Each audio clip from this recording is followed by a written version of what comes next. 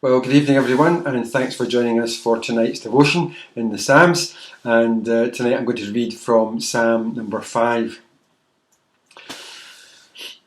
Give ear to my words, O Lord. Give heed to my sighing.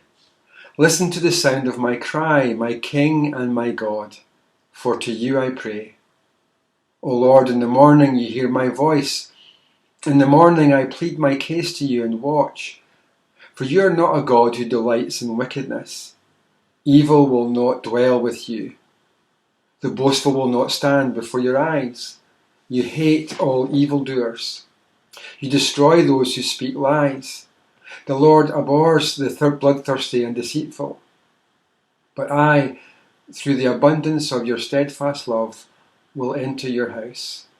I will bow down towards your holy temple in awe of you. Lead me, O Lord, in your righteousness because of my enemies. Make your way straight before me. For there is no truth in their mouths. Their hearts are destruction. Their throats are open graves. They flatter with their tongues. Make them bear their guilt, O God. Let them fall by their own counsels. Because of their many transgressions, cast them out. For they have rebelled against you. But let all who take refuge in you rejoice. Let them ever sing for joy. Spread your protection over them, so that those who love your name may exult in you.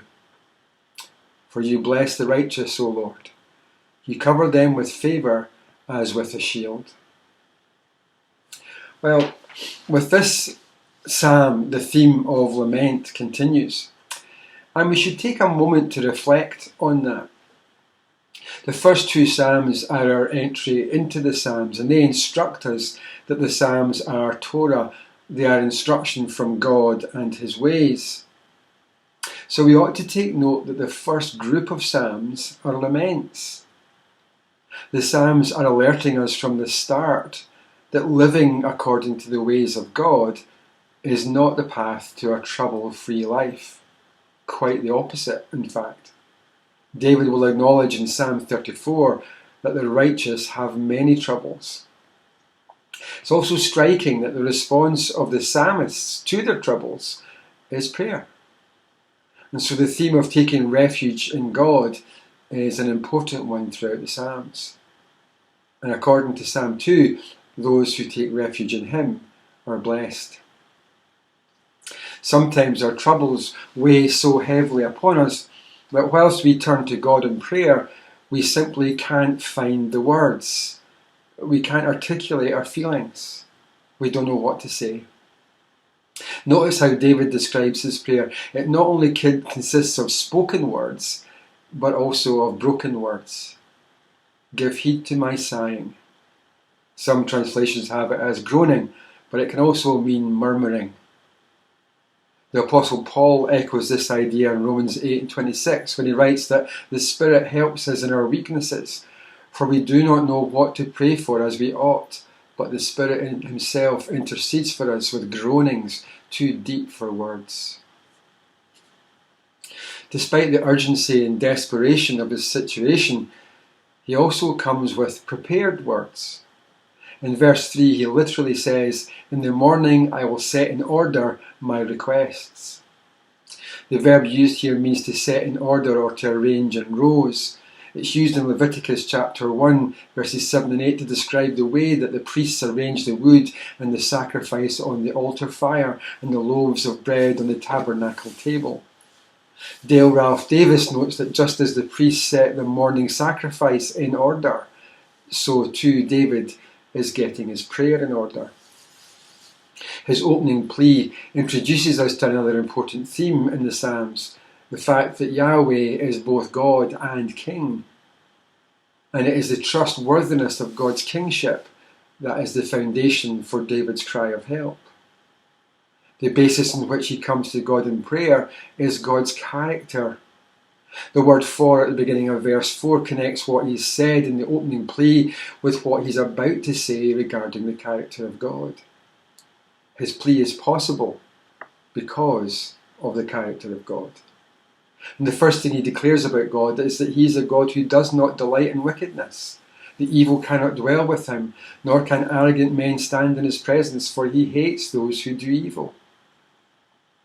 The word translated as dwell is used to describe a visit or a temporary stay. In other words, God and evil cannot coexist even for the briefest of moments. It's quite shocking for us in the 21st century that God doesn't just hate wickedness and evil, he hates those who do it. Such sentiments blow apart our love the sinner and hate the sin kind of thinking. David unflinchingly tells us that God hates all evildoers, that he will cause those who speak lies to perish, that he detests all bloodthirsty and deceitful men. He hates the evildoer as well as the evil done. And so he's confident in what he's praying for because it's evil men who are doing evil against him. God and evil cannot coexist. This is the very foundation of Israel's understanding of God's holiness. The lesson here, I think, is that if you're going to pray to God, then know the God to whom you're going to pray. Allow his character to shape our prayers. In verse 7, David comes to his specific request, and again it's worth pausing there for a minute. Isn't it the case that most of our prayers we get straight to the point? Our point, that is. We get straight to the business of telling God what it is that we want him to do for us. But David has taken his time to get here. He comes to his request with no sense of bravado or a sense of right. Rather, he comes to his request in light of the abundance of God's steadfast love. See, God's holiness is not only characterized by his incompatibility with evil, it's also characterized by his relentless goodness towards his creation, and especially to humans who bear his image within it.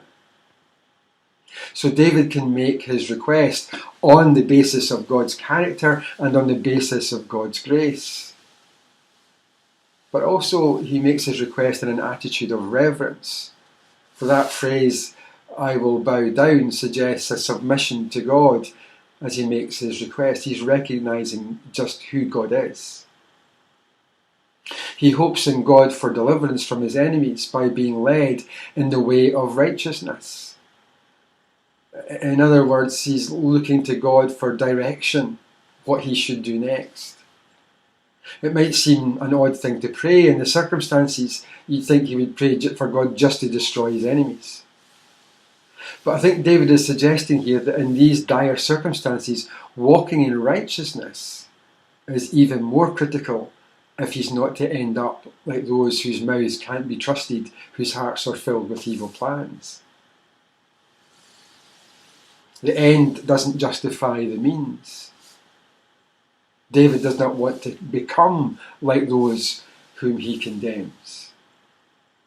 In the midst of his trouble, he wants to see a clear step ahead so that he can take it. He wants it to be a clear step that will help him please God and do what is right. And David doesn't know how or when God will answer his prayer, but the whole psalm ends with this confidence that God will answer his prayer. The you in verse 12 is emphatic. David is still, by the end of the prayer, he's still in the midst of his troubles. The answer hasn't yet come. But his heart is more settled because he has taken it to God. He is confident that God will answer his prayer. And so, in our situation, the troubles that we have, and we can think perhaps of the pandemic that we're all facing and the lockdown and all the troubles that brings us, all the folks who are at risk by simply going to work, all the folks that are out of work and struggling financially. In all our troubles, David would say, keep praying. Have confidence in the final outcome, because you can have confidence in God. It's God and not your opponents. It's God and not your circumstances.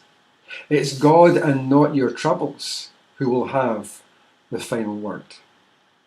And certainly in these days in which we're living, we can say that it's not COVID-19 that will have the final word. The final word belongs to God. And so the best thing we can do with our troubles is to take them to Him in trust and confidence in the kind of God that He is. Thanks for listening.